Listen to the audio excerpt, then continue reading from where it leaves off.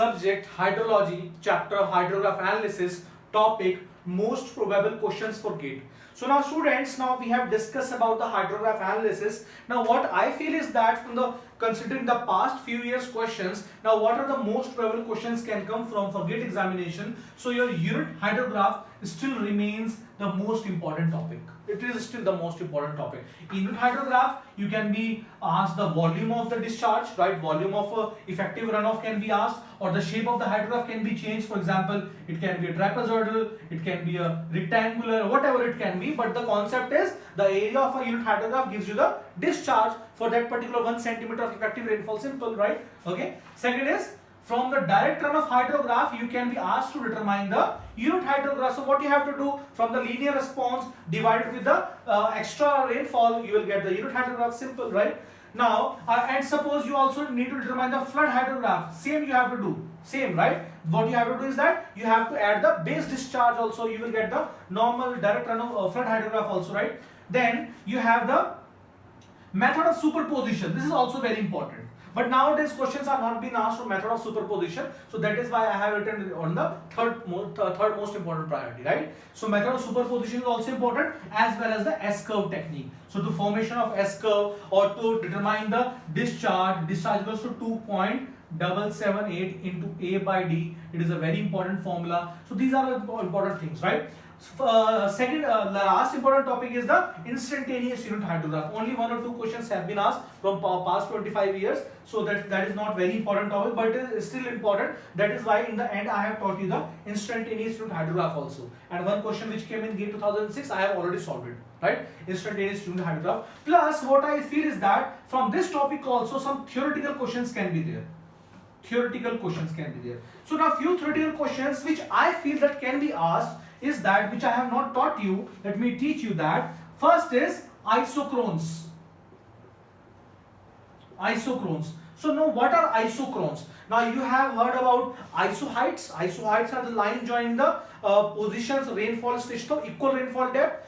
Isoplanes you have been taught. Isoplanes are the line joining the, you can say, equal evapotranspiration points. And you have isochrones also. Iso means same. Now what are chrones? For example, let us say you have a catchment area. This is a catchment area. These are your isochrones, let us say. And this is the recording station. So isochrone are those lines, let us say that rainfall falls at this point, or at this point, or at this point. So it will take equal time to reach this particular point. Let us say this is A. So whether the rain falls at this point, or this point, or this point in that catchment, it will take equal time. That is a T1, T1, T1. It will take equal time to reach at the gauging station at A. Similarly, for this also it will take equal time. T2, T2, T2, T2. So these types of lines, these are the hypothetical lines. These are known as isochrones. Clear? So this type of theoretical can also be asked. Second important thing, what it can be asked in examinations, because this thing has been asked in many examinations, but not GATE examination. The limitation of hydrograph, or the limitation of unit hydrograph.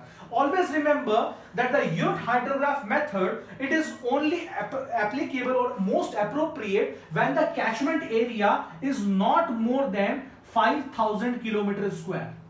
When the catchment area is not more than 5,000 kilometers square and not less than 200 hectares.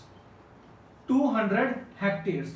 Then only your unit hydrograph method is most appropriate method. If the area is more than 5,000 kilometers square or less than 200 kilometers square, then there rises many type of, you can say, errors, right, in calculation of hydrographs. So hydrograph method is only valid when you have area between 200 to 5,000 kilometers square, 200 hectares to 5,000 kilometers square.